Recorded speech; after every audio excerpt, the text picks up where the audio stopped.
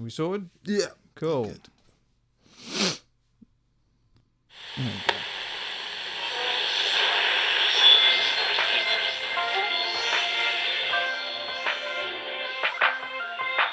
I can't do shit, but I know I want to. Maybe if we talk about it, I'll find shit to do. I got a brain somewhere and you got one too. Da-ba-da-da, something, something to be fucking do.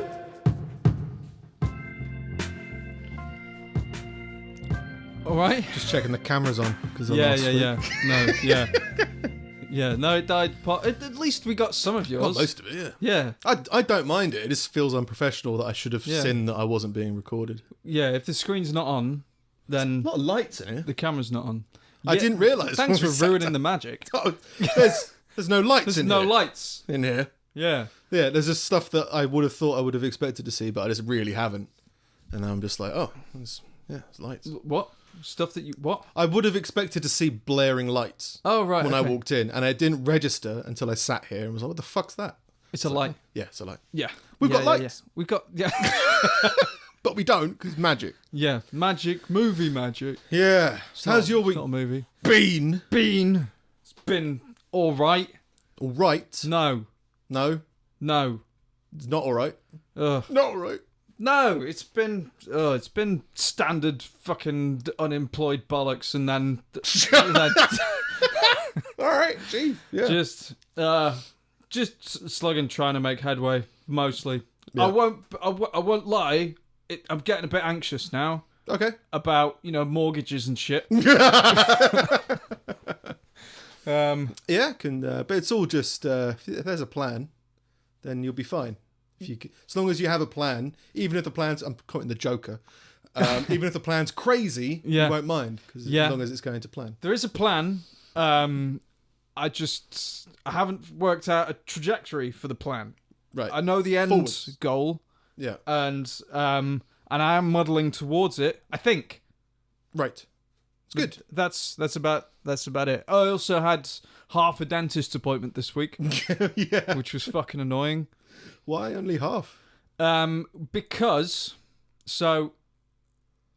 firstly, this was about 6 weeks ago. They drilled half my tooth off. Was that because you had an impacted wisdom tooth that you mentioned? I on the thought podcast? it was a wisdom tooth issue because that's where the pain was coming from. But they Right. said actually it's referred pain. Yeah. It's your wisdom tooth's mate. This guy over here Yeah. being a dick. Yeah. I know that. So so they said, well, it was an issue with some filling I'd had ages ago, but basically it had Right. gotten fucked underneath. So now they're like, you need a root canal. It's like, I don't know what that means, but I've heard it's bad. I always thought it was an American thing because I've never heard it. I thought it was like, oh, it's probably just an American way of saying filling, but they don't want to say filling. Yeah, no. They'll get a sandwich or something. So what it is like if there's a decay to the point where it's hit the nerve, then they have to drill the nerves out of your teeth. Yeah, they did that with my wisdom tooth Right. Yeah. to help. Yeah, but yours was Just still didn't infected. So Yeah. the issue is that there's four roots, I guess, and each one has a nerve running off it. Two of them were fine, so they managed to numb them and drill those out and shove like rubber bungs down them or something. But two of them have an infection, so apparently when they're infected, they're just impervious to anesthetic. They just don't care. So they started drilling at them, and I nearly went through the fucking ceiling. Yeah. They're like, oh, okay. So what they do is they drill down as far as they can, and then they get like a little bit of like paper or cotton wool or some shit soaked in some bollocks. Yeah. And then they shove that down like they're trying to rescue the fucking miners. And then Shoving it down. yeah, Get back like, down that just mine. put the basket down the hole and like Put the lotion in the breast. yeah, yeah. Put the lotion in the tooth, and then they seal it back up, which they didn't do to the miners, Right. because that would have been a bit heartless. Wanted their lotion back. Yeah, yeah. It's an expensive basket. And then they're like, we'll just schedule an appointment for 2 weeks, and hopefully it'll be like not infected by then, so we can carry on drilling your tooth. So it's just like And they gave you medication. No. So I don't understand this. The same thing happened with me. Is like, you're infected. Can I be uninfected? No. But maybe you just won't be. Yeah. Okay. That sounds great. Yeah. Well, so I don't. I thought that as well. It was like, oh, it's an infection, so that's as penicillin or whatever, because that's been every infection I've ever had. But no, with teeth it's different. With teeth they have to mine them, and then like she sprayed bleaching my mouth several times. They applied something called a dam, which is really just fucking odd. So they put a clamp around a single tooth, like a big metal clamp, and then they get half a balloon and shove it in your mouth, so it isolates. So essentially, when you look into your mouth, all you can see is this one tooth, and everything else is like vulcanized. Right. Yeah. So like when you get your painters in, yeah, like cover you all put your the sheets furniture, down. It's like apart that from the big tooth. It's like in the that, middle but of with your mouth, and Yeah. it's hard to breathe. Yeah. Yeah. But yeah, so another frustrating dental experience. It's becoming quite a theme. Yeah, on the podcast called Pulling Teeth. But genuinely, it had nothing to do with teeth. No. And I've over the course of the podcast, I'm starting to get a reluctance to go to the dentist because now I'm just like, no, just fuck you. In every way. Do you not have to have like because of the root canal thing, I was like, okay, so how often do I need a checkup now? Because it went from like once a year, and now they're like, you need to come in every 3 months. Yeah, something like that. Do you have that now? Yeah, around every 3 months. Yeah. Just to check on stuff. But every time now I'm just like, I don't want to go. If there is something wrong, are you going to do anything? The weird thing is that it got, because they found that they couldn't do the other 2 nerves, they were like, well, we've got 15 minutes left, so we may as well give you a filling. Thanks. What? Yeah. Like, not like it was never discussed with me whether I needed one. Yeah, just there you go. They Have just it on. like, We've got well, 15 we've got minutes to 15 kill. minutes. Have a filling. I didn't know you got like freebies at the dentist. Like you pay for time, you don't pay for materials. Yeah, can I just have a lollipop? Yeah, can Why you does just it have to be like cement in my head? Yeah, yeah, yeah. It's the weirdest giveaway. Can you not like just refund me whatever 15 minutes costs Yeah, give me 15 minutes of my life, and please. let the guy in earlier? Yeah. that's coming in after me. Yeah, I quite like my dentist as a person. Yeah. No, I've had no issues with them, to be honest. But because of the amount of pain I've gone in every single time, now my brain's just like, there's no... Yeah, it's painful to not go to the dentist, but every time I go now, I'm like, this is going to suck. Yeah. And it's just like, I just can't go. I mean, he says I'm sensitive, acutely sensitive. So I think he likes me, but he's just like, it's not... Every time he's like, you've got no enamel. Got no enamel, like it's gone. I'm like, okay, it's fine because I drank a lot, like of fizzy drinks and citrus and all that, eating lemons, all that kind of stuff. So yeah, it kind of makes sense that it's weird gone. that shit just goes and then never comes back. Well, it's kind of like bone, isn't it? Just coming out your face, teeth. Yeah, but your bones regenerate. Yeah, but your bones are in stuff, aren't they? Like there's blood going around bones. You think they could probably go in there, but there's no like. Hopefully, your not blood teeth are in your just mouth. like serious fingernails.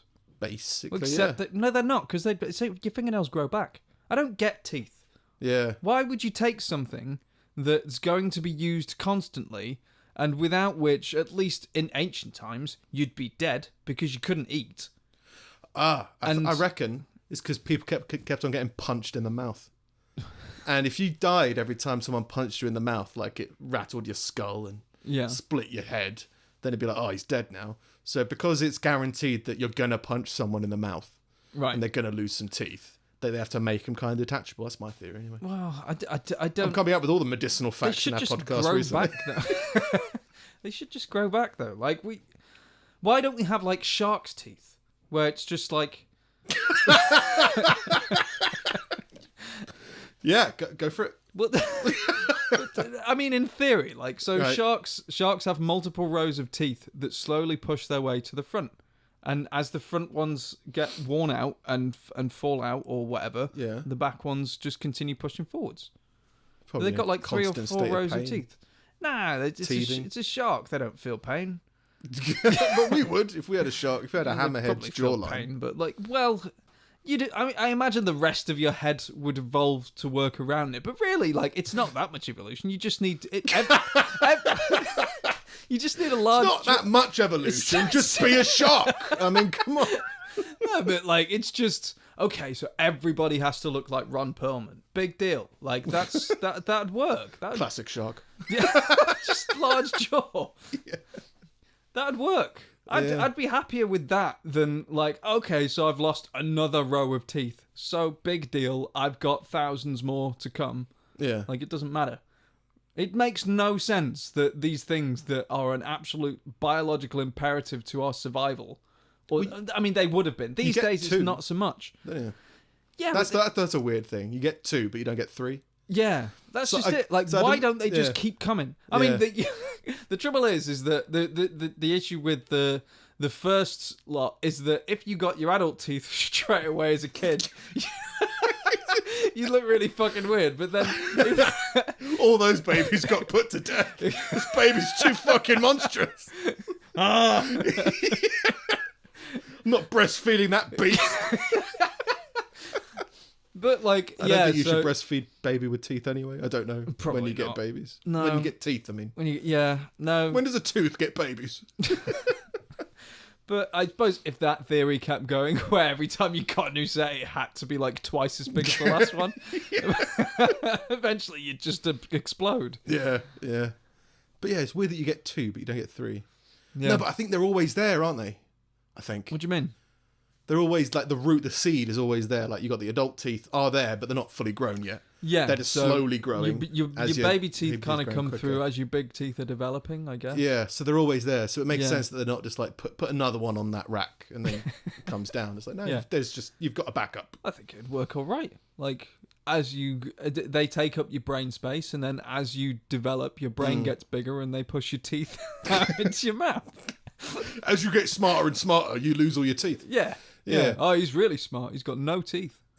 What about like veneers and stuff? That's probably the answer, isn't it? Instead of waiting for biology. It's the same with everything though. Like we've kind of stunted evolution by not dying. Like as in they. You say stunt. I mean, it's how you interpret evolution, isn't it? Because biological evolution.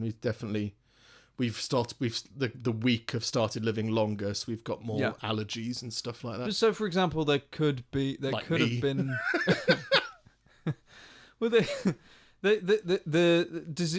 could have been a race of humanity now that was, for instance, superior white. Well, no, that's a discussion for another day. Don't say the N-word. You'll summon the bear. Brown bear. There needs some content. That was a previous episode. It was the last episode. It was 131. Go back and watch it if you don't believe us. Definitely not a racist most of the time. So there could be a race of humanity now that, for example, was immune to Ebola. Yeah. If we just let everyone die from Ebola.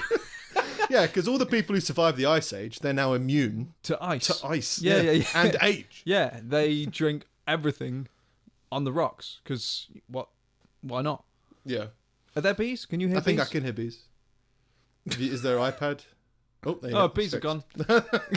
We don't edit. It's fine.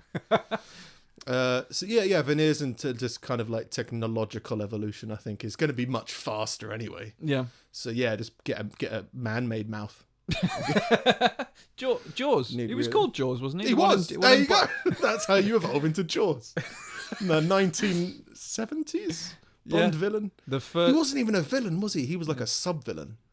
Yeah, he was. He wasn't the villain. He was just like the villain's main henchman in like 3 films. Yeah, it's the same as like Oddjob. Yeah. Who turned out to be a weird boss, kidnapping rapist guy. Like did he? In real life, yeah. He typecast. Yeah, no. The guy that played Oddjob, wasn't he? Didn't he abduct someone on Christmas Eve? And I thought there was something like that. It was like he was a proper like fucking fucked up gangster guy. No, he just took his role really seriously. And just went off. I'd do the odd job on Christmas Eve. Get it all done. So not the best week. No.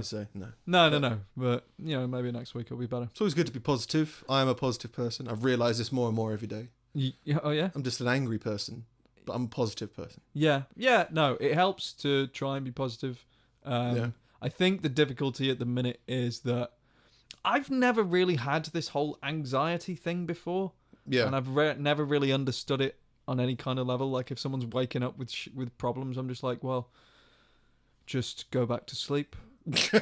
Like I just didn't understand it. But now it's like happening to me, and I'm just like, okay, so on top of all this shit, I'm trying to solve all of these problems on like 3 hours of sleep a night, and it just kind of like it compiles and builds up, and it's just like I can understand kind of how people get into cycles now. Like, well, sleep would solve a lot of problems, but that's proving to be an impossibility without solving these problems first, which I can't really solve because I'm exhausted.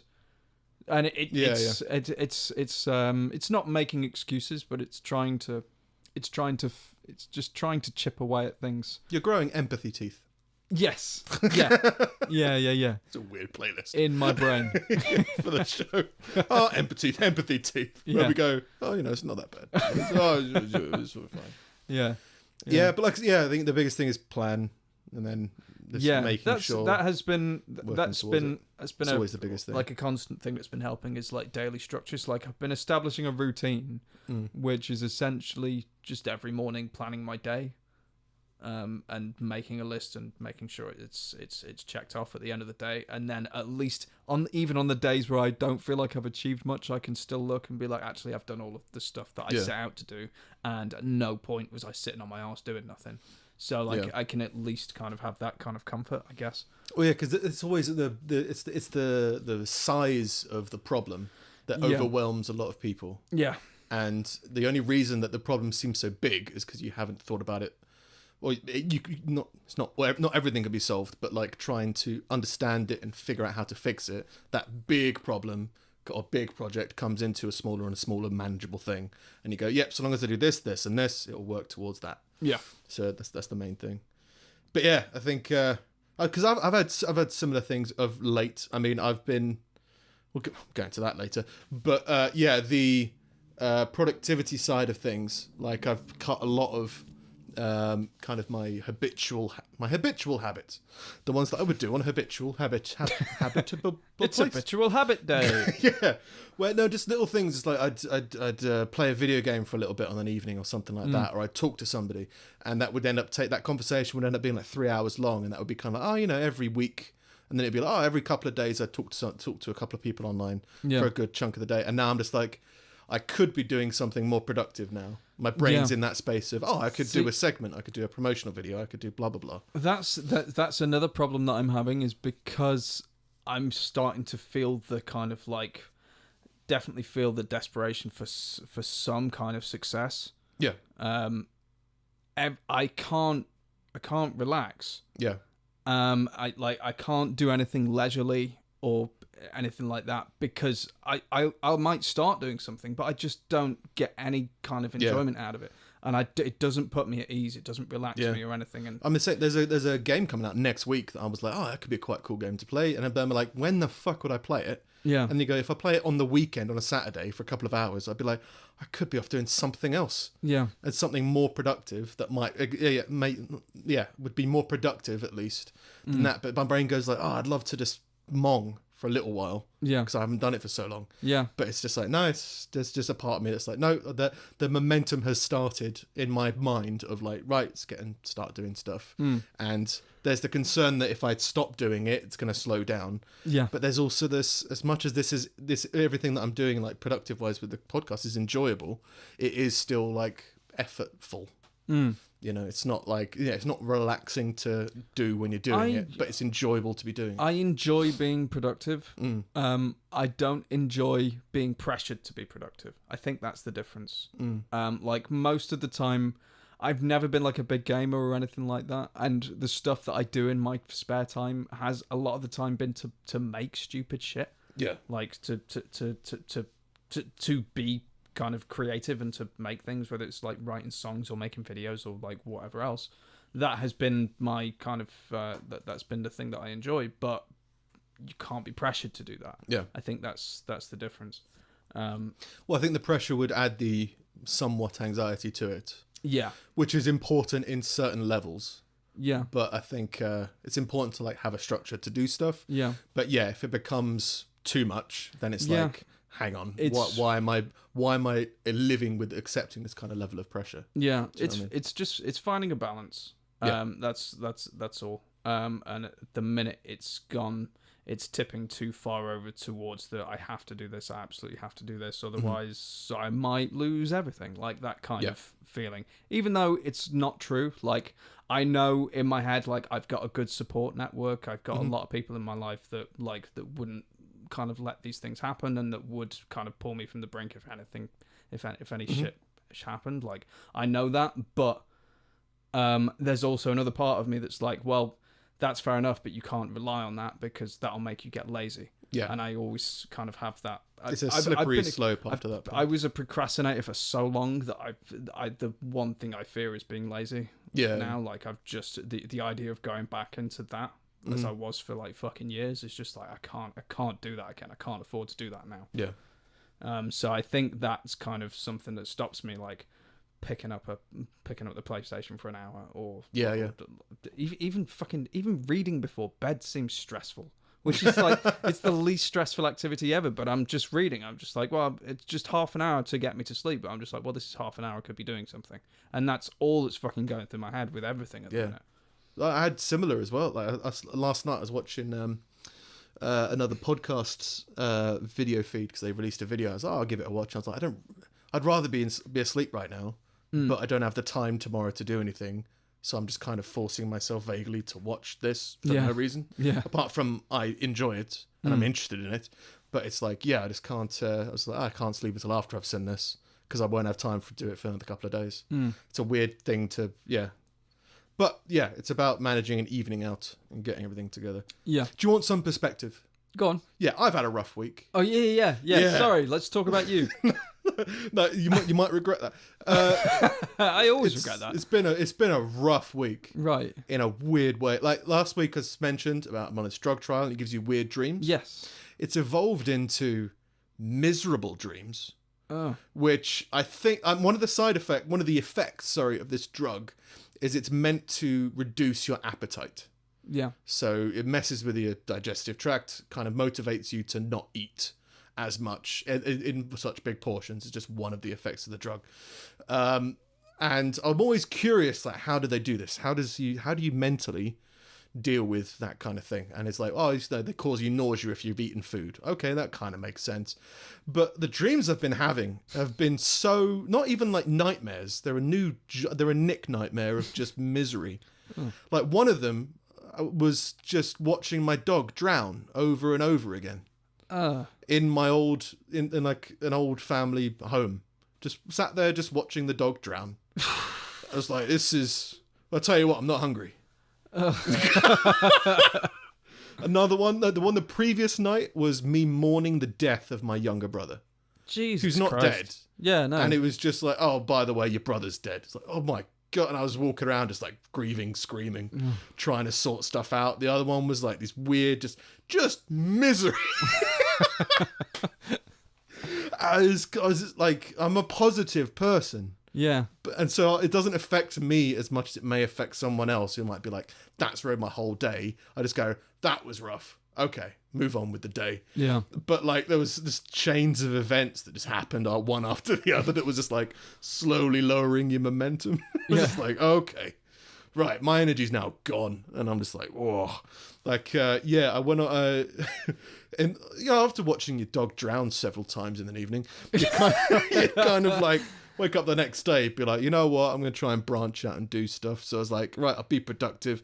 Signed up for another signed up to Match.com again, which you should never do. Great last time. It was horrific last time. Yeah. Just the website and the company. It's just a terrible company. And the people I met on there weren't that great. But the issue with the main thing with the website, because it's just a con. It's just a pyramid scheme, is what it feels like. And so I signed up to again. It was like, right, yes, it's just bad. But hey, at least I might branch out and make a new friend, whatever. And like, it's got a new algorithm in it that automatically rejects you after a certain period of time. And again, I don't mind rejection at all. But if I send a message to somebody, it clocks when you've sent that message. And then like 24 hours later, it'll just reject you from everyone. Like they'll get an automated message saying, your request was denied. Please try again with someone else. Like, What? they haven't sent, like, I don't want to talk to this person or anything like that. They've just been like, it's just not, because I had it from like 5 accounts at the exact same minute. Just like, boom. Jesus. So is it to encourage people to check regularly? Maybe. So but I they're don't know not whether, turning down viable partners? Maybe, or maybe it's just trying to stop people's mailboxes from, like, piling up. The other theory is that there's a lot of bots now on Yeah. it. There's a lot of just fake profiles and stuff like that, which there definitely is. Well, there's definitely... I don't understand online dating anyway, right? Because the majority of it is just a pic, like Tinder as well, but every dating site is just a picture of someone, and that's it. Yeah. It's like, me? I'm just like, I crave so much information from data. That's why I love a lot of specific television shows and films, and why I get so turned off by them is if I'm trying to get information from everything in the frame and everything in the sound and trying to get all this story, my imagination's going wild. Yeah. If there's just nothing going on, my brain just gets hit with a roadblock and goes, I'm bored now. Yeah. Why have they intentionally removed so much information from this whatever? And so just having that with people is just like, yeah, it's the same kind of feeling of like, I don't care what you look like. Yeah. Especially in one image. Like, it doesn't mean anything. Oh, you got 4 images, okay. And then what the blurb is, I like to travel, and that's it. You're like, that's a person? You're a person? Yeah. You're a person looking for your soulmate, I'm assuming, if you're on a dating site. You're looking for that partner to grow old with or whatever, that romantic. And all you think is, if I tell them that I travel and I've got a picture of me from a selfie from a few years ago, then that's all I need to find love. Yeah. The entitlement, I was like, oh God, it's fucking Fuck you. horrendous. So yeah, I was like, 5 rejections from an automated robot that I thought could be love. Just kind of stopped like that. And with this drug, I started changing my diet as well. I decided that not eating is better than feeling nauseous. So I went like days, like just no food. And now it's kind of got to a point where I'll eat a little bit every day, and it kind of works. Yeah. But I've, at the same time... That's not the point of the drug, though, is it? No, but it's just, this how I manage this. Either that or constant nausea. What would you rather have, a hunger pain or feel sick? And you go like, sometimes I'll juggle it. If I need to go out and do a big day, I'd rather be hungry. If I'm going to bed, I'd rather be nauseous. So you kind of figure it out. But it's weird, like a bowl of shreddies a day. Yeah. Like, it's more than enough, probably, for like, if you're not doing that much that day. But yeah, it zaps your energy levels though, because your body's just like, oh, I haven't got the energy. So in the same breath as well was like, right, well, if I'm going to start being strict about diet, I might as well be properly strict about diet. So cut all trying to drink just water, and that's a bastard. Like, there's definitely a sugar addict in me. Yeah. No alcohol addict, nothing like that. It's just sugar. And yeah, the last couple of days been certainly feeling you need a glass of grapefruit juice or something just to make you go, right, Grapefruit. Yeah, I can't have that because I'm worst diabetic. of the juices. Yeah, but it wakes you up, doesn't it? I used to have it as a Does waiter. it? It's so disgusting. Oh, right. Yeah. It's Some of the things I used to do as a waiter when I was knackered. I don't get it for breakfast. It's just... Yeah. It's just it's like strong coffee. It's the worst. It's bitter. It's sour. It's not even good sour. It's like you're eating... It's like sour as though you've eaten a bar of soap. Like it's... by redaction from last week, a lemon doesn't have a ton of sugar in it. Okay. It has a gram. I was wrong. Redacted. Yeah. But I was right about bell peppers. I'll look that up after. In that they're all the same. They're all the same. Different stages of ripeness. It goes green, yellow, orange, red. And okay. Yeah. But it's all the same. Fair play. Also, there's male and female. What? There's male and female peppers. Seeds, I guess. Underneath, there's either 4 bumps or 3 bumps. On the bottom of a pepper. The 3 bumps is male, and it's more bitter and better for cooking. The 4 bumps is female, it's sweeter, it's better for eating in salads. There's a thing that you didn't want to know. 3 seashells for men and 4 seashells for women. I don't know. Yeah. Demolition Man reference that doesn't make any sense. But yeah, some of the things I used to do as a waiter was eat grapefruit, drink grapefruit juice to wake up, or just bite into a lemon. Just anything like would wake me up. And been having that feeling. I've been trying to substitute it with tea and coffee, and it's just like doesn't feel like me. Yeah. So yeah, energy zapped, dog drowning, brother dying in my dreams of slumber and relaxation. And then, just strange experiences online. I was just like, right, this really started to deflate. But I'm a positive. The thing is, it's the big difference. I think I am in any situation, I'm always looking for the good out of it in order to how to get me out of it. Yeah. It's always been smothered by my anger at the world, my anger about everything. But it's like, that's a good form of anger. It's not a detrimental anger trying to it's not a poisonous anger. It's an infectious anger. Good. Do you know what I mean? Yeah. It's an energetic, happy hate. Still totally believe in hate. It's definitely got its place. Yeah. It's so weird when people say that there's no place for hate, and you go, no, there's definitely a place. You shouldn't forgive everything. If a fire burns you, you don't forgive the fire because it's going to burn you again. Yeah. And you go, how much is this really affecting me? Okay, I hate my neighbour 5 doors down. How productive is it to hate a fire, though? More productive than trying to make love to it. Is that the only alternative? Well, it's more productive than trusting it, isn't it? Distrusting it to trusting it. Yeah, you don't have to trust it. Yeah. You don't have to be friends with it. Yeah. Hate just feels if you're not active. friends, it's hate. Active. Yeah. I don't think there's passive hatred. Like Hate feels like something that you're always invested in. When it's like, so it takes energy.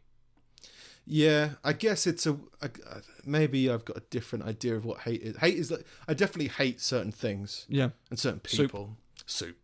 And that energy comes out, and that hateful energy does come out in a positive way. So maybe it's not like hate. It's not like a hate crime hate. But I do a hate crime on a soup, I think.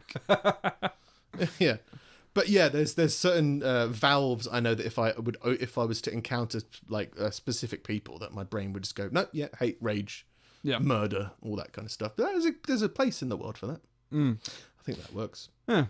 Anyway, so trying to so the sluggishness and the low energy for numbers of different reasons, but it's all about breaking through and trying to get through to the other side. Try to be a bit more productive. We've got episode 1 is now uploaded to YouTube.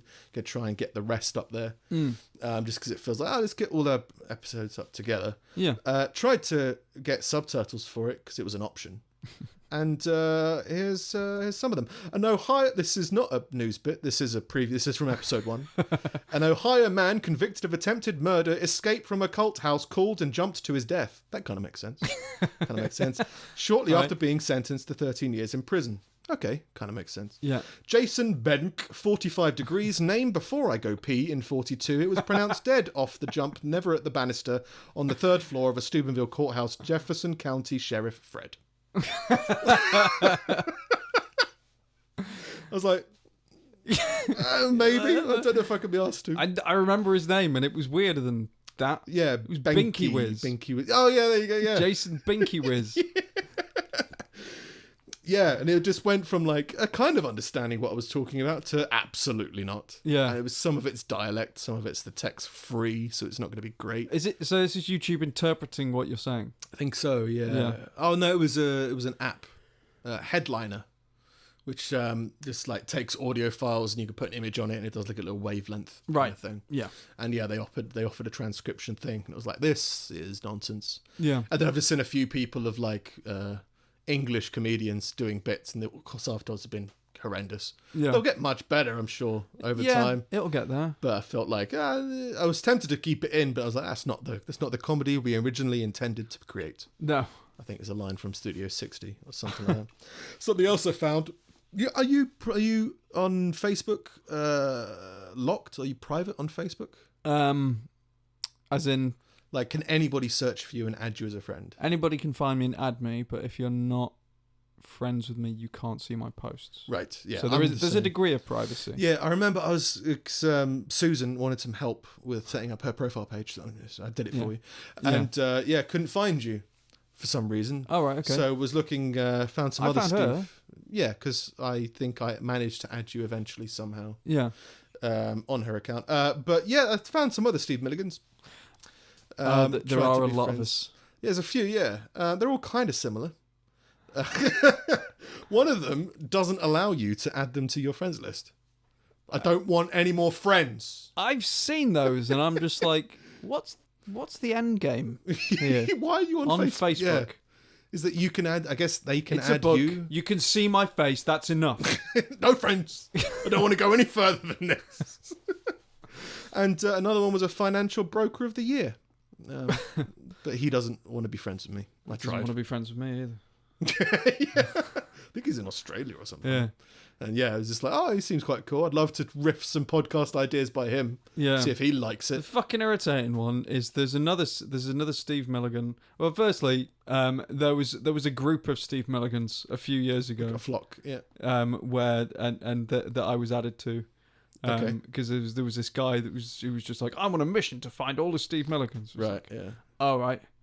Thanks. Fine. Yeah, great. So there was a group of us for a while, and then eventually most of us were just like, all right. Yeah. And None of everyone us backed like away. people, so... But there is another Steve Milligan who is a cinematographer, and he's got the domain name stevemilligan.com.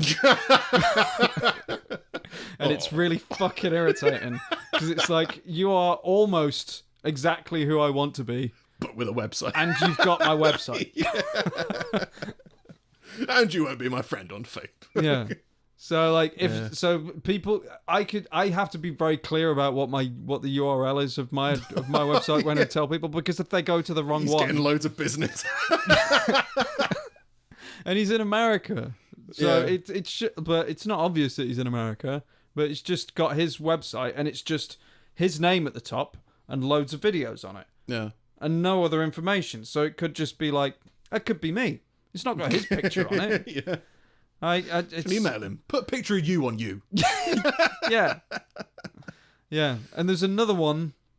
There's another domain that I've tried to get hold of, which is the .co.uk one, because that's someone else has got that as well. Yeah, and I think there's another click on singer that. or something, Steve Milligan. I haven't found him yet. I've got .net.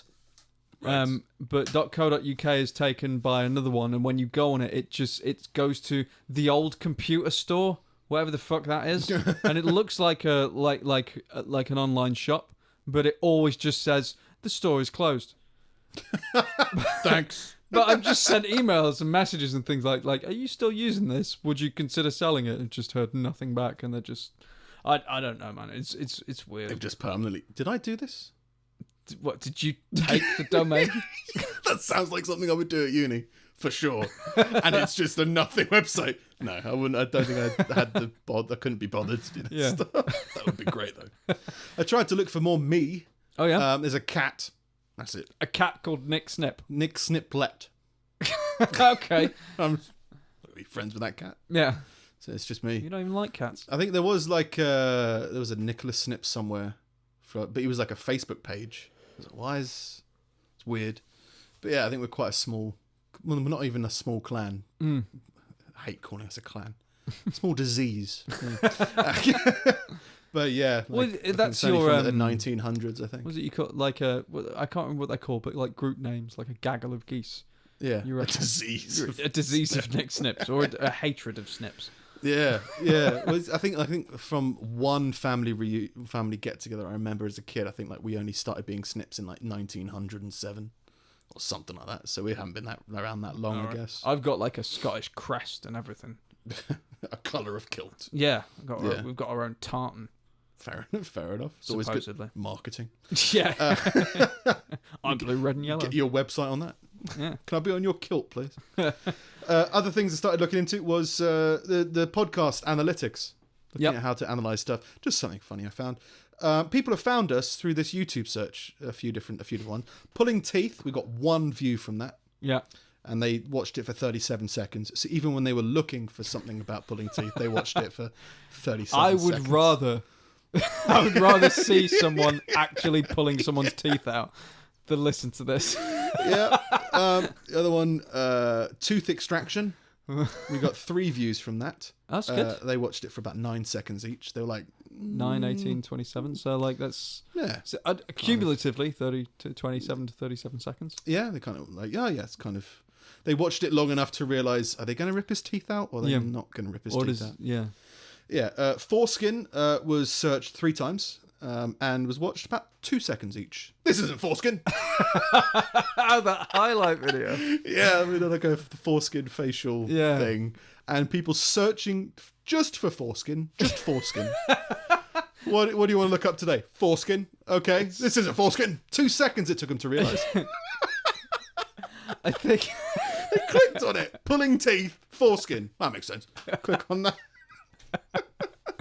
I think it's got to the point. To be fair, I do this a lot. If there's something I want to know or something I'm interested in, I used to be that I type it into Google, and now a lot of the time I'll type it into YouTube because I would rather watch a video about it, but not about foreskins.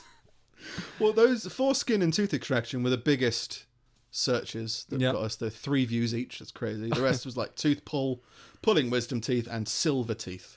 Silver teeth. Silver teeth was 2 seconds, and pulling wisdom teeth was 2 seconds. I just like that people watched it for 2 seconds, and then were like, "Oh no, this isn't what I was looking for." It's not for me. Yeah. Hey, every view counts. It's all good. Yeah. It's all good. So yeah, fun week had by all. So there's a few little news articles, but I don't want to go into them too much, to be fair. I just kind of want to sprinkle into them. Have you heard about Lawnmower Parents? Like helicopter parents? But they're lawnmowers. No, I haven't. Well, it's just a weird term. I don't understand it still. There was helicopter parents before. Parents who would hover over their kids all the time, micromanaging, I guess that would be. And then lawnmower parents, also referred to as bulldozing parents. Oh. And snowplow parents. They're all how are they the same? Snowplow and bulldozer, I can kind of go, okay, they kind of feel similar. Yeah. But if you go also lawnmowers, I don't understand. And it's basically removing obstacles from your child's life. Right. So if your kid's got homework due today and he hasn't finished it, you'll call in sick for them so they've got extra time to finish, rather than them experiencing the consequences of not getting the deadline. Bad parents. Yeah, but with a lawnmower. Yeah. Is the weird thing. So yeah, it's just removing obstacles and trying to pulling strings to get your child into certain sports teams, making it easier for them. Right. And I guess their life is easier if their lawn is mowed. I guess that makes sense. Or if your house has been bulldozed, easier. Yeah. You don't going to force your way fall through. over in short grass, I suppose. So yeah, they're trying to remedy that by making life more difficult for kids. Yeah. Just I like the idea that to remedy being given advantages, like being you weren't meant to get on the football team, but your parents pulled some strings, donated some money, and now you're in the football team. Yeah. That to remedy it, they have to do something horrific, like punch you in the face. He's got an advantage. Now we've got to take your leg. Like, yeah. Jeez, seems extreme. It's like, well, you pull some strings to get on the team. Well, speak to your parents. Yeah, your parents gave you this disease. Yeah. If you the other example is if you play violin and you forget your violin, your parents will bring it into school for you. That's not the same. So it's I guess it's the lesser on the spectrum, isn't it? 'Cause you're like, you should remember your violin. Yeah, you should. There's definitely something in me. I'm very independent in terms of responsible for myself. And that if I fuck up, I go, right, I fucked up. The lesson is not to do it again. Yeah. And I find people who fuck up and the reason is it was beyond my control and there's nothing I could do. Yeah. And therefore it's not my fault. I go like, okay, then how are you going to fix this from happening again? No. Even if it's crazy, you go like, I'm not going to put myself in that position again. To be fair, those people piss me off. And again, I think for myself, it's because I definitely used to be someone that made a lot of excuses for myself in certain situations. Do you still think you are? Or do you think like you manage it a bit more as getting older and more responsibilities? Yeah, I think it's, to be honest, I think these days it's, and I know this is just like a very kind of cliche thing to say, but I give less of a fuck what people think of me. So I'm more inclined to admit when I've fucked up. Yeah, I guess. So and I think that was a big part of it when I was younger, is that I didn't want people to think I was the kind of person that made mistakes, if that makes sense. And it's that's definitely less so now. Like you're trying to portray a certain image. Yeah, but also because it's life experience at this point. The more you are, the more contact you have with this kind of person that never accepts responsibility for anything, or that never admits mistakes or anything like that, the more you're like, okay, I'm never going to be like that. I can't be like that in any situation. I need to own up to and that kind of thing. And I think a lot of that has come from just working life, which I didn't really have when I was at uni or anything. I didn't have that work experience thing. But you find it a lot in like offices and big companies. Like, oh, it's not me. Ask that guy. It wasn't. It was. He's probably had something to do with it. Yeah, it's strange. I guess you just there's part of it that's less giving a fuck, and I think when you're trying to become something when you're younger, maybe, and like this is the kind I would never let you down. And it's like, well, now you're at a point where either you will or you won't, and you should just. It's easier just to be like, I fucked up, whatever, I'm fine. Yeah, we'll sort it out. Yeah. We'll do something like that. So don't lawnmower your kids. In other news, I'm trying to still work out a riff. I think I've got a kind of a segment idea for this, but it's a toe in the water bit. Not that brief, but it's all right. A special coroner's jury in California ruled the deaths of 2 women and their 6 adopted children as a murder-suicide, after hearing testimony that one of the women had searched death by drowning online, and the other deliberately stepped on the gas, sending their SUV off a cliff. So it's a bad story. And, I hope no parents would ever do this to their kids after they've lawnmowed them. But Googling death by drowning, what's it like? Is it any good? What's its ranking on in terms of ways to go? Because that's what they were doing. They were just like, I think we should kill all our kids and ourselves. What's the best way? No sarcos around, sure, for sarcophagus. None of those around. They weren't near the funeral expo. No. But just Googling, just quick foreskin. No, not that foreskin. Death by drowning. Is it any good? And then they were like, it's not that bad. I'm like, okay, we'll just kill ourselves then. Fucking what insane. The fuck? Firstly, it's definitely asphyxiation. Not through strangling, but through like CO2, oxygen, something, just feeding an exhaust into the house, leaving the gas on, that kind of thing. You go and you sleep. There's no... Yeah.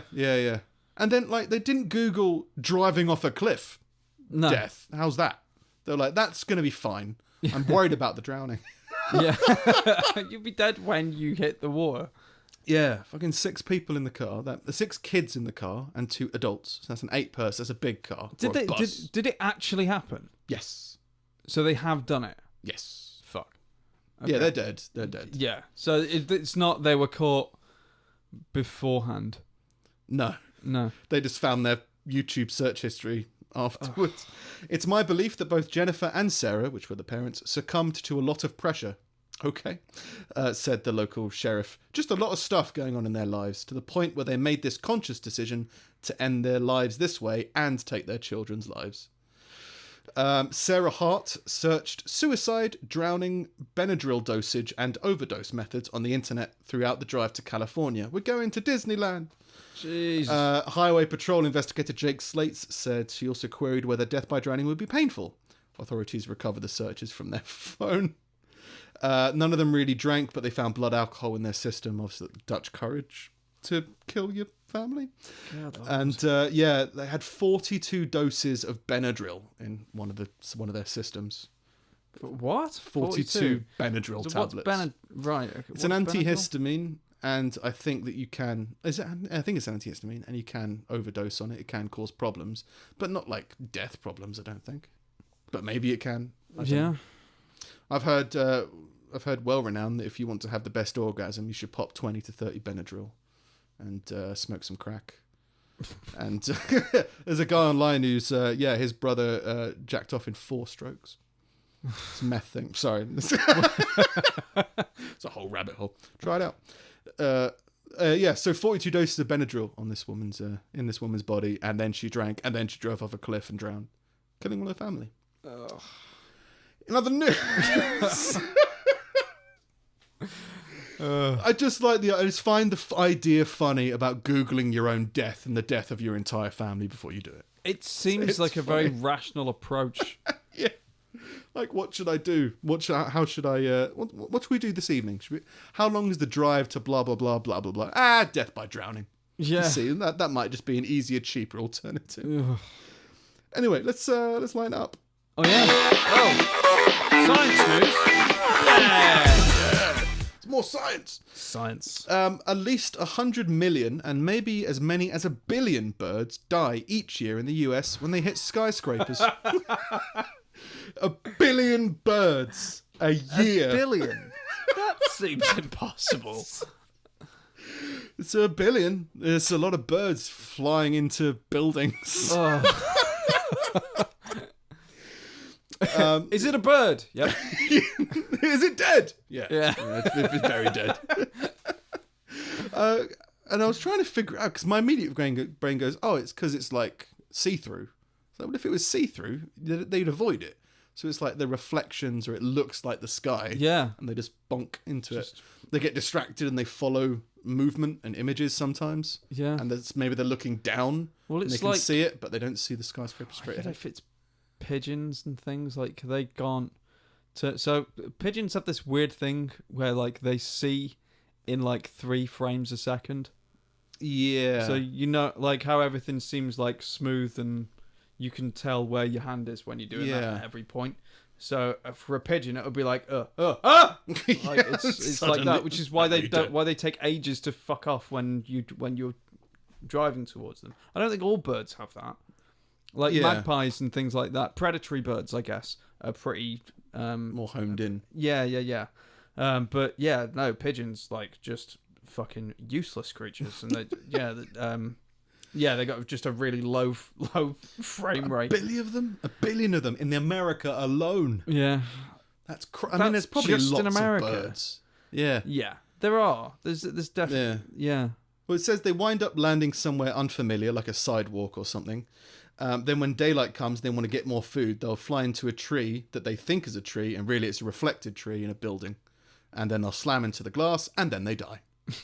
So it's also like, they're flying towards a hall of mirrors. Yeah. Smack, dead. It just seemed like quite a lot.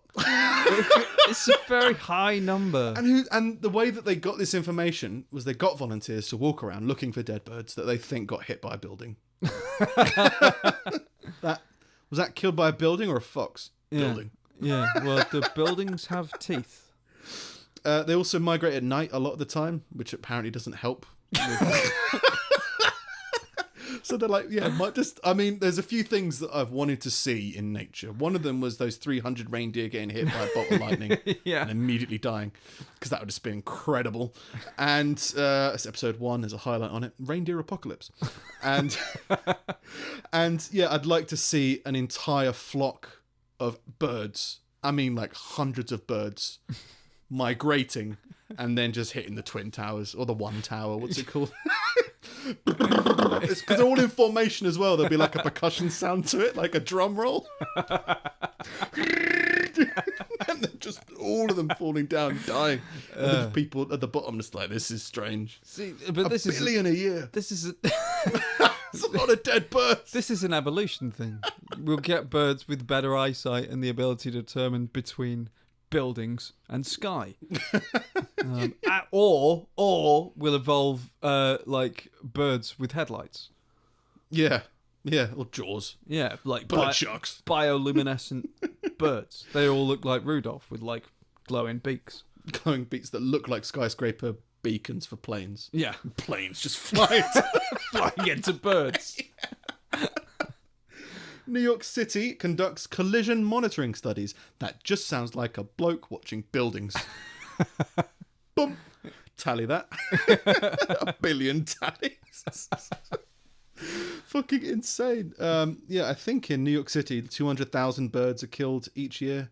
200,000 just in New York City. It's crazy. I think Chicago's a bigger one than New York for more skyscrapers, more wind, less birds. Well, more birds at first. It goes down. And one of the activists who wants to prevent this says, we need to coexist with the ecosystem because we're part of it and so are birds. What are you going to do? Ban buildings? What's good for birds is good for people. All right. That's a direct quote. But yeah, what do you want to do? Fly birds around? Yeah, like you need like air traffic control. Yeah. Like guys with like wearing feathers with glow sticks, just like guiding birds, doing all that fucking flags shit.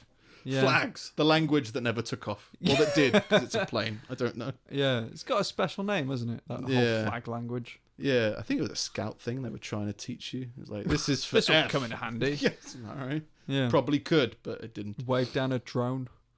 I think I'll save that one for the next one. In another science news, Volvo is releasing a car that can see if you're drunk. I don't understand why. It's cameras inside of it that will watch your face, and from your face will let them know if you're drunk or not. And if you are drunk, it'll pull over and call the police, or call for help or whatever. What do It'll you? park for you. What giveaway is there? Karaoke. Singing in the car. Also just distractions. So if you're on your phone, that makes sense to me. Yeah. If you're not looking at the road and it can detect you're not looking at the road, it'll pull you over. Yeah. That makes sense to me. But when you're drunk, you're not necessarily looking. I mean, I've never driven drunk. No. But when I'm drunk, I don't look at the floor more. No. You still look forward. You just again, maybe your head moves a bit more. But then what if you're dancing? Pull over. Volvo says no. But yeah, it's good. Again, another good technological advancement. It's improving safety. You should always be looking at the road. If you're not, there's no excuse not to be. There's no good excuse for doing that. So it should detect and do something. But I don't understand how it works if you're drunk. Just looking out the window. Looking for pubs, looking for bars, I guess. Yeah. Kind of stuff. The comments are pretty good. Looking for bars. Where can I drink now? Yeah. Volvo, take me. Some of the comments are pretty good. Very clever. More tech, more cost, more to go wrong, and more spying. Don't spy on me when I'm driving drunk. Top one is, what if you had been seriously injured by muggers who were chasing you as you fled, losing blood, to a hospital? Would you really want it to pull over and make you a cup of coffee? I don't think so. Firstly, there was no mention of it making you coffee. Don't think so. Yeah, don't give it more. And secondly, how many times do you actually think that's going to happen compared to how many times it's going to find someone even more so? drunk? Don't drive. If you're saying that that's justification for driving drunk, it's not. No, don't it's not. Drive. No, you're drunk. it's justification for getting in your car. Yeah, to lock yourself away for a minute so you can call the police or whatever. But yeah, not for cruising down the highway. I was being mugged. But even if you were, you go but you just shouldn't be driving still. And it's not for the man. It's no, you are less effective driving drunk. You are endangering everybody else. Even if you remove that and just go it's just you're putting yourself in a worse situation. Don't drive if you've been mugged. You're losing blood and you've been beaten up. Yeah, and you're losing blood. Yeah. Don't do it. Third comment is, who would be a car that did that? I would be a car. I am the Batman. And can it slow down for inflamed hemorrhoids? Very specific. What if I've got hemorrhoids? Okay. I did get some productive stuff done this week. Okay. Because I've been playing around with a few different ideas.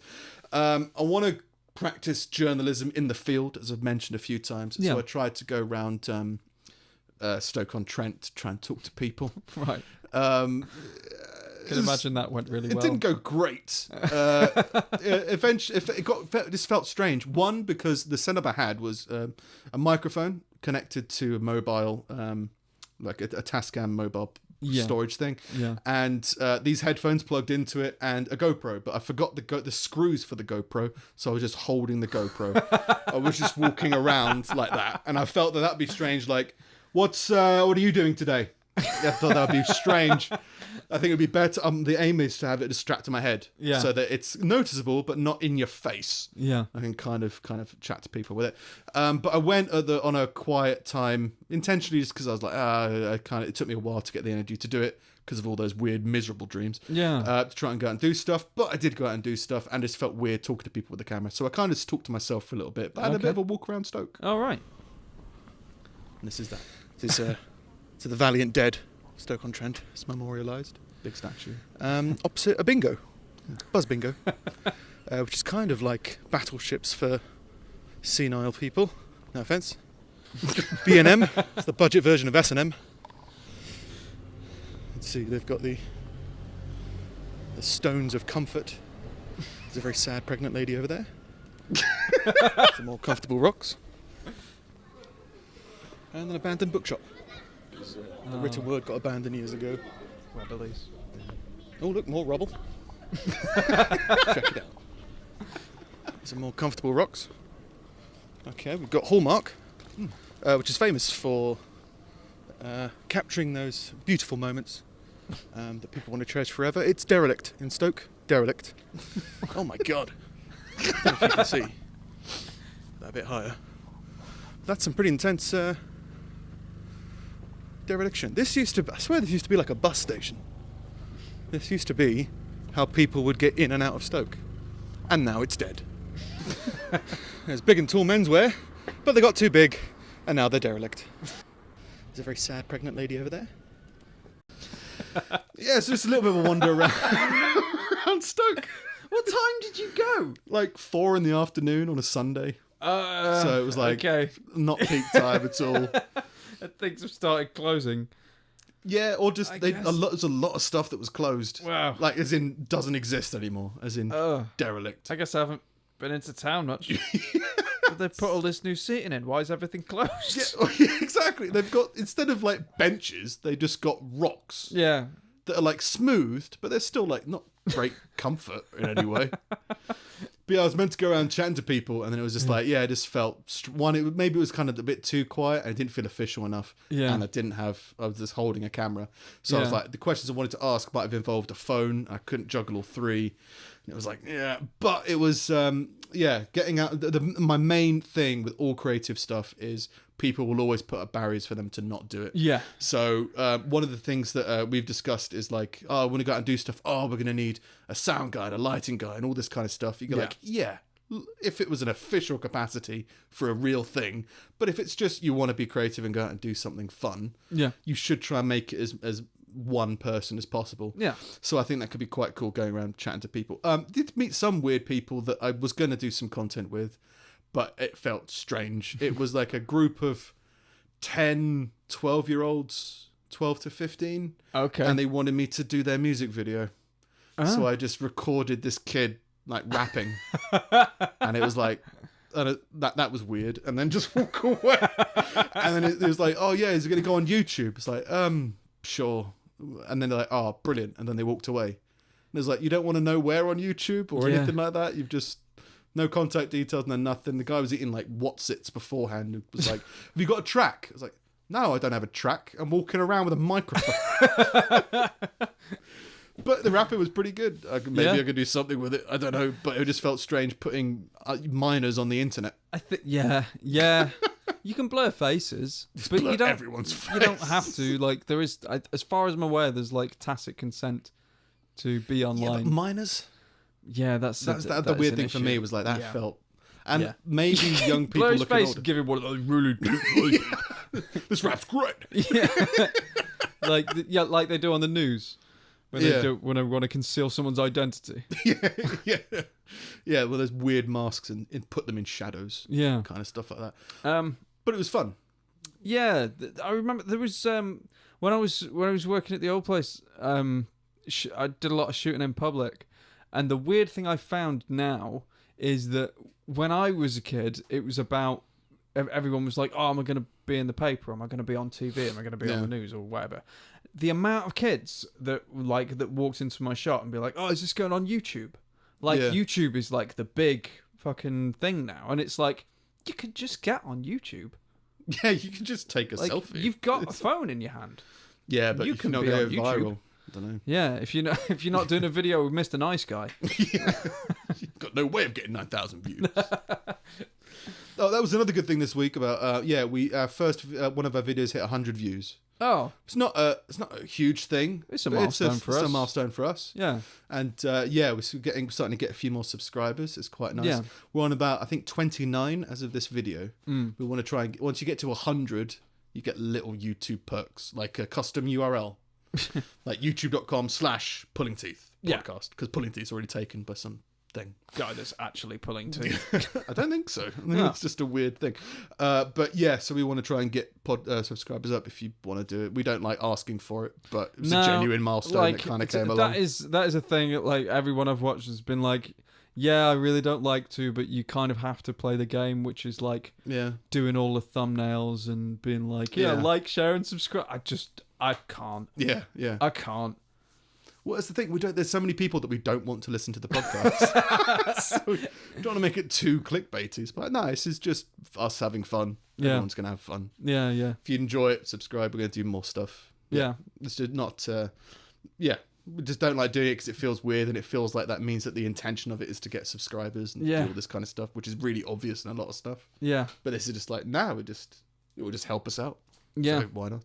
Like there was a girl this week who lost her Instagram or something. She had I think a mutual friend of ours posted about it. Maybe she had like, I don't know, 120,000 followers, which isn't really a lot on Instagram. Like a lot of people have kind of hit those numbers. Like she put this like impassioned plea on either on a new Instagram or on YouTube or something, where she was crying and she was like, my followers mean everything to me. And like, so it turns out that at some point in her past, she was a prostitute, and she was now modeling on Instagram and making money that way. So it's just weird to have a situation where like, so all of your eggs, all of them are in this basket, which you have no control or ownership of. Yeah, like that's risky, man. I think a lot of people are like that. I think there's a lot of like Instagram models that have such and such amount of followers, and they could just be taken away, and that's it. No income, no nothing. That's the big. She hasn't got qualifications. She hasn't got fucking anything, and she's the big in part her, about the entitlement thing is people are like, I'll just have it, and then that's mine forever. It's like, things get taken away, things get lost. No, you need to build something else. Build something in the background. You just need to just mature as a person into as much things that you love as possible. Yeah, and just be like, I'll just do this. Yeah. So okay, we'll do it a bit more. Expand upon it a bit more. Diversify your income. This is why just people grow invest as a person. in things. Yeah. Just grow as a person. Just if what you like to do is Instagram modeling, well, how much do you love doing it, and see how much you can do with it more. Yeah. Try other things with it. Try all these kind of stuff, and then be like, well, maybe Instagram's also got another thing that's going on. There's another platform like it. Try that. But if it's literally you just enjoy being on Instagram and it's gone well for you, then if it goes away, then you're going to be lost. But that's the thing about the entitlement thing, is people just go like, well, I've got this and now I'm fine. Yeah. It's like, no, But it's just incredibly risky. Do what you love. Just grow more with it. I'm all for people like becoming an artist, but if you become an artist via a platform and you're known for that platform, you need to stop that and get away from it as quickly as you can, or at least diversify in some way. Like the amount of people who made their names and then overnight were gone when they got rid of Vine.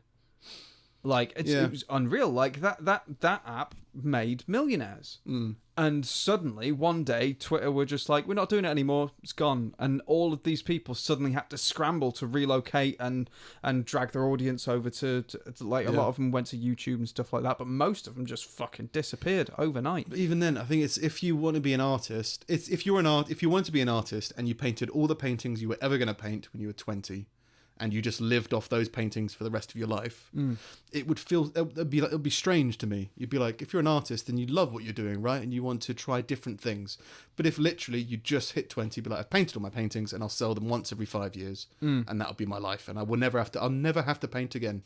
You're like, well, why did you paint in the first place? Did you paint because you loved it and you wanted to do it and you wanted to put yourself into it and explore it? Then that's going to open up loads of different things, because you're going to be doing so many different things with what you love, and be passionate about it. But I think most people be like, right, I've made that one tweet that went to 1 million, so now I'm set, and now I'll just tweet what people tell me to tweet, and that'll kind of be it. Yeah. Same thing with like bands that get like one-hit wonders. They work so hard on an album that takes years to get. Yeah. Then it hits and they go, great, and they're like, we want more, and they're like, we don't know anymore. Yeah. So we'll just put together an album, and it'll be like, this is bad, but we'll play the previous album live as well, and that'd be great. Yeah. I think it was like House of Pain. I think I saw it at a festival once, And they played Jump Around early on, and just everyone started leaving. So they stopped mid-song and played it again. So they played like Jump Around, then they played some other stuff, and they were, we're playing Jump Around again. And the crowd started coming back. Jeez. And it's just, it's not criticism of House of Pain. No. But like, yeah, it's just, there's a different attitude towards success, I think. Instead of success being doing what you love, I think people see success as hitting a certain point and then not doing anything anymore. Yeah. Just seems peculiar. But yeah, you're going to fall into that trap, I think, especially if you get taken away. Yeah. And you're young as well, I guess. Just gone. So yeah, but you've still got your career. Just put it somewhere else. Yeah. Yeah. So that's me this week. Oh, right. Have you got a video for me this week? I do. It's the same one. Steve's collection of useless meanderings. Scum. Yeah. It just works. It works. It makes perfect logical sense. Some of these are quite long-winded this week. Okay. But and I'm not entirely sure if they're funny, but they are interesting. Okay. Scum. A maximum security prison in Uganda has a football league with an annual tournament. They have uniforms and referees and a 30-page constitution, and the winning team gets prizes such as soap, sugar, and a goat. Man of the match. You get a goat. Get a goat. Yeah. A guess for milk? Probably not sex. Maybe sex. Goat, I don't know. live animals in a prison. At a football stadium. Does seem a bit weird. Like, yeah. But I don't know. Maybe. Things are different in Uganda. I don't know. You could have pets. I'd see no problem with pets in prison. I've never seen that. But if you had fish, something to care for, look after. They do it in psych wards, like having things to look after in some way. Yeah, because those people aren't criminals. No, but would you trust I guess someone could steal the fish. Like, I've seen...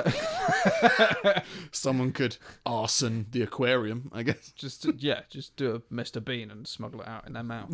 Yeah. No, I've seen those programs that you get in prisons where they bring like dogs in for a day and the inmates train them. Like, they help them train them and they grow a bond with these dogs and stuff like that. But they never just give them a dog. Like, no, you see, you were in here because you ran a dog, like, pit bull ring. Yeah. And now you're going to train this dog. Like, now this goat has got some serious hardcore fight experience. Yeah. But I guess for milk, I guess you have it in the yard to look after. Maybe it could work. It just feels a bit like the goat in Jurassic Park. Like, it's going in a stew. Yeah. It's weird that, most prisons you assume the currency is cigarettes. It's like, oh no, it's goats. Harder to smuggle, but much more satisfying. They eat everything. They might be able to eat through the bars. That might be the whole thing. Smuggle a goat in so they can escape. Yeah. Fair play. In 1988, a man with OCD and extreme germophobia tried to commit suicide by shooting himself in the head. However, he survived, and the bullet completely eliminated the mental disorder without causing any further damage to his brain. He shot the OCD out of his head. Yeah. It's impressive, but it makes you think, like, well, if that's possible, if a man could do it with a gun, like, how haven't they figured this out yet? Well, it might be like trauma-induced. Trauma-induced cure. Yeah. Is it a disease? It's a disorder, technically, isn't it? So I guess... So I would assume it's going to be in the same part of the brain on everybody. So which he part shot of the all brain? of his disorders out of his head. Yeah. Yeah. I guess. I've tried to have OCD and I've failed every time.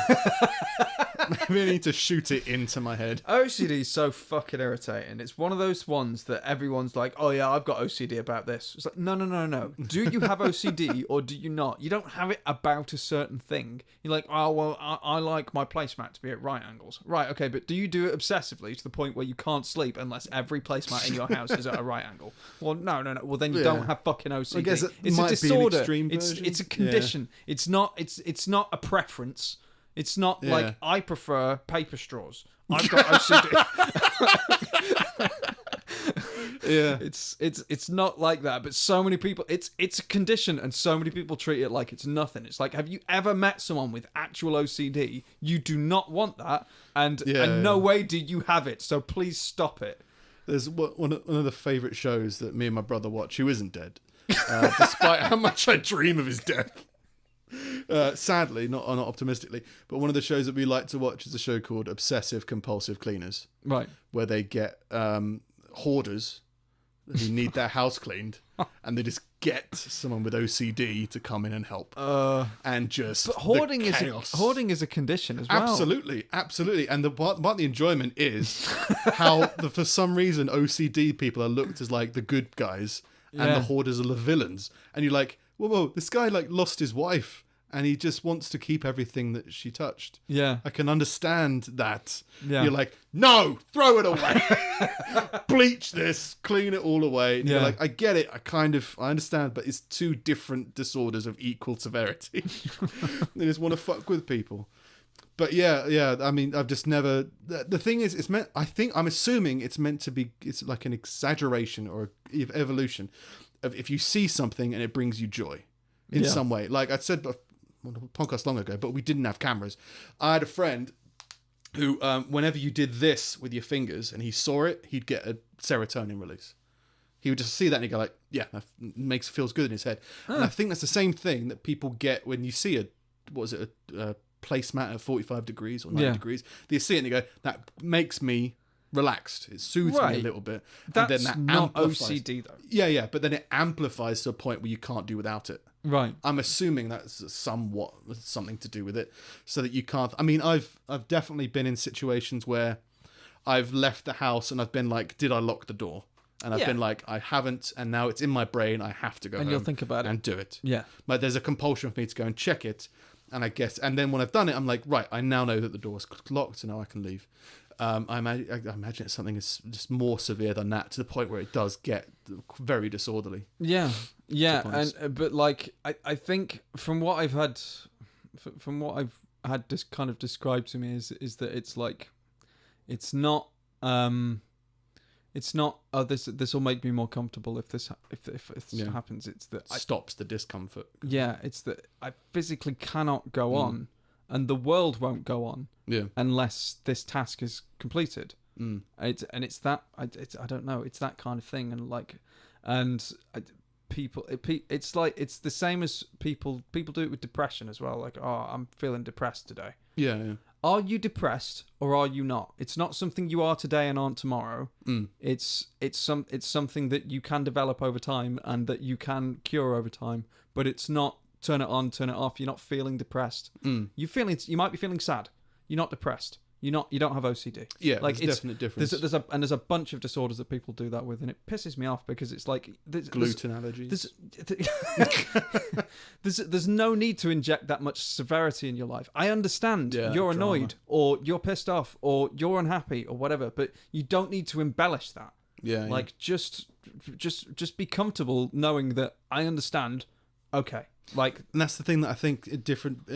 I know that I'm quite a positive person. Is just like if there is something that negative happens to you, there's definitely people who will take it more negative than it needs to be, or will react to the negativity with more negativity, which will draw them down into a spiral. I think I'm just quite fortunate because I liked the young ones when I was a kid, and I wanted to be like Neil. And when I was young, Neil was a real positive flower. Like Neil's always happy. He's always relaxed. And I think my brain went, yeah, that's who I'll be. And so now when everything negative happens, I'm like, this is the perfect representation of like the two of us, because I always remember Neil as being really depressed. He was, but in like kind of a positive way. You know, it was his relaxed. He wasn't stressed. Yeah. He wasn't stressed in any way. He was just like, oh, yeah, well, he built a hangman's noose in his bedroom. So happy. And he was like, it's like, oh yeah, when he finally drops, it plays Rock Around the Clock. And it's like, sounds great. And he's always like giving out positive advice, you know, don't try crucifixion. You can never get that last nail in. You know, he's just trying to help. He's at positive energy. He's not the joyous person, but he's positive. So yeah, whenever encountered like this week being like low moments, you'd be like, yeah, it's fine, but you need to proactively work towards it and move away. And unfortunately, I think, yeah, there's some people who kind of take it and go further down. So if they're feeling low, they'll try and almost imagine themselves even lower. I'm depressed. It's like, no, you're not. You're only making yourself more depressed. Yeah. So it's like, yeah, try and get out of it. And then, yeah, there's so many people who want to have more drama in their lives. Yeah. All fun. This one's a bit more QI, so you'll hate it. Okay. Teflon is the only known material that geckos cannot stick to. Okay. So just prosthetic testicles have been rubbed onto lizards. And... Yeah, prosthetic testicles from 2.5 Men. I know that Teflon is used for testicles. Oh, fair enough. I know also frying pans, isn't frying pans. Yeah. So apparently they've put geckos in frying pans. Right, okay. He's not sticking. He stuck a lot more when we put him in that ball bag. But he still didn't stick. It's the Teflon. Yeah. Yeah. Do you like QI? I haven't watched it for years, but I did enjoy it. Yeah, I'd never enjoyed it, but I could watch it in the background, and it's just the inner rage in me. That's all it is. It just bubbles. I think there is a history of discussing QI on this show. Is there? Yeah, and I remember distinctly being stuck in the middle of an argument, and not an argument on your behalf, an argument on someone else's behalf who was trying to argue with you because you said you didn't like Stephen Fry. Yeah. And he couldn't understand it. Couldn't understand it and couldn't let it go. It was just like, he just doesn't like him. He just does not like Stephen Fry. It's not like a vindictive thing. Yeah. He just doesn't like him. It's fine. Stephen Fry is fine, but I think I find it strange who people hero worship. Yeah. And a lot of people I've met have hero worshipped people like Stephen Fry. And Stephen Fry's, I'm sure, has done lots of great things. But the only thing that I know him for is telling you stuff that you don't need to know. And people finding joy in knowing things that they don't need to know. Yeah. So that was my main argument. It's like, oh, did you know that all Santa's reindeer are male or something like that? You're like, okay, why are you telling me this? It's a matter of whether you find that kind of thing interesting, or with you, whether it horribly annoys you. Yeah.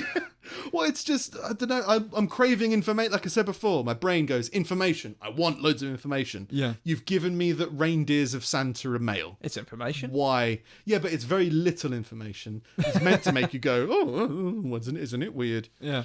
No, do you know that there's trees on the moon? Okay, it doesn't help me. Leave me alone. But the unfortunate side effect of hating Stephen Fry and all that information is that I'm terrible at a pub quiz. Just terrible. There is that. QI made everyone better at that. Everyone that watched. Yeah. Everyone that cared, I guess. Yeah. It's just that smarmy. It's not Stephen Fry. It's the people. It's that smarmy, like, oh, I know something. I know this, and that gives me purpose. You're like, okay, great. Do more with it. Do more. Yeah. But if it's just that little bit, I just get like, ugh. My brain just isn't interested. You were refereeing a fight between me and someone else about Stephen Fry. Yeah. I remember where we were and when it was, and it was just like, Was it at uni?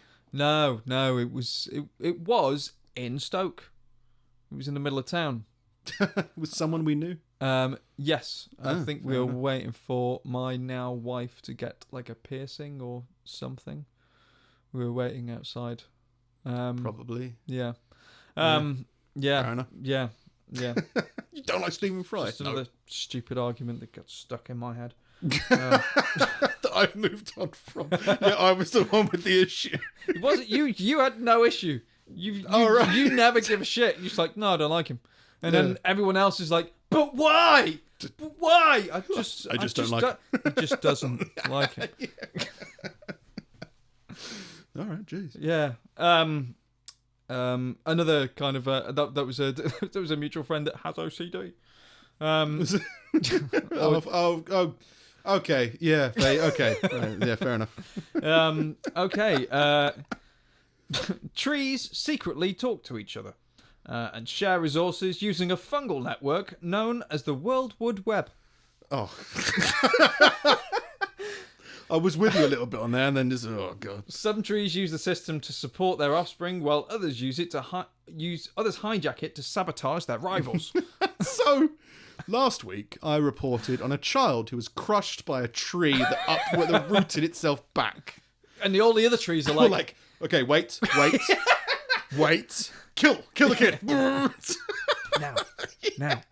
He's only got half of his roots. You have to speak louder. Now. Gary, now. That kid's been stealing our chestnuts for years. God! Gary, away! You shall not pass. Well, you've discussed before that is it New Zealand or Australia that trees have their own email address? Yeah, they do. Yeah. They is do. that on the World Wood Web? Yeah, but that was a man-made thing. This is apparently trees communicate through fungus. Yeah. Which is interesting. I've also heard that grass communicates to each other as well. So you know that scent that grass gives off when you cut it? A lot of that is a pheromone. Morning. It's apparently like a pheromone for other grasses telling them to duck. Like, take cover! There's Lawnmower Parents around. Yeah. Yeah, some shit like that. Like I haven't verified that, so that'll be a redaction for next week. But no, there's a whole thing about plants feeling pain and having some form of a nervous system that allows them to communicate. Yeah. So I guess it kind of makes sense. And it's how you imagine the communication to be. Could just be like it moves a little bit and other things react to it. It might not be a consciousness. Yeah. But yeah, it's definitely a way things communicate with each other. And plants, they do move. Like, they follow the sun and shit like that. I have to keep turning our plants around because they keep growing in weird fucking ways towards the windowsill. Trying to escape. Yeah. You cannot escape. Yeah. And finally, pistachio nuts are prone to spontaneous combustion. Are they? Apparently. If they're taken in bulk, like vast quantities of them, and not stored incorrectly, because there's a chemical reaction within the nuts that continues after they've been picked and roasted and whatever. So it's continued to expand. If I don't, well, it said specifically spontaneous combustion, which I took to mean, like set alight, set ablaze, like that kind of. That's combustion. Yeah. Okay. So it's a chemical reaction that happens when they're in when there's large quantities of them. Yeah, I think spontaneous combustion, everyone thinks about people, and there's no science to prove that people just randomly explode. But there's probably some explanation to why some dynamite is randomly exploded. Well, it's explosive. And you go, maybe nuts are explosive. At least pistachio is an explosive. But it's a natural explosive that only in certain conditions. Yeah. It's like popcorn. Popcorn explodes, kind of. Yeah, but not spontaneously. Not spontaneously, but maybe... And that's more of a pressure thing. It's not combustion. Yeah. It doesn't set ablaze. Yeah, but I guess I could believe that. I don't know what I'm going to do with that information. Nothing. Just watch petrol stations with bags of pistachio nuts and just wait. Yeah, just don't buy pistachios by the ton, I guess. Yeah. And even then, not all of them are going to spontaneously combust, just like one. No, but do you worry that, like, maybe one will set the others off? You reach for one and it's just, it's gone.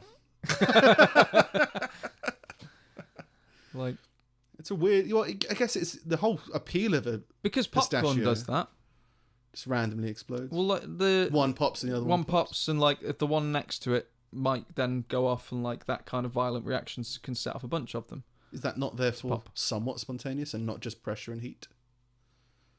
If you heat one next to one that's not being heated, and that one pops, that one might pop.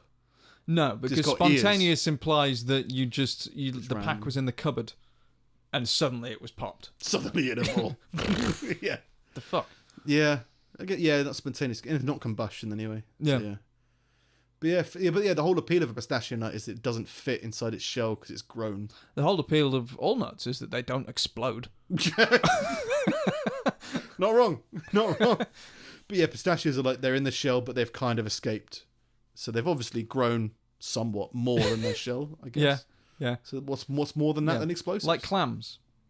Yeah. You want the shells to be open. That's the thing, isn't it? I think so. The clam shell needs to be open. If it's closed, it's bad clam. You're a bad clam. Yeah. Yeah, fair enough. So some thoughts. Some thoughts. Something to take home with you. Don't obsess over it. Do you get messages that I don't get? Like, do people chat to you? It was about being obsessive compulsive. Oh. Well, I'm at Nick Snip. I'm at Siggett Steve. We're at Pulling Teeth Pod. Yeah. And we're maybe we'll be on Instagram at one point. I don't know. Yeah. We're the Pulling Teeth Podcast Facebook page, and email is wisdom@pullingteethpodcast.com. That's correct. Yes. Yeah. All right. That was 132. I think so. Yeah. 132. 132. Okay, Yeah. Sweet. See you next week. See you next week. Ah. Yeah. That's the one.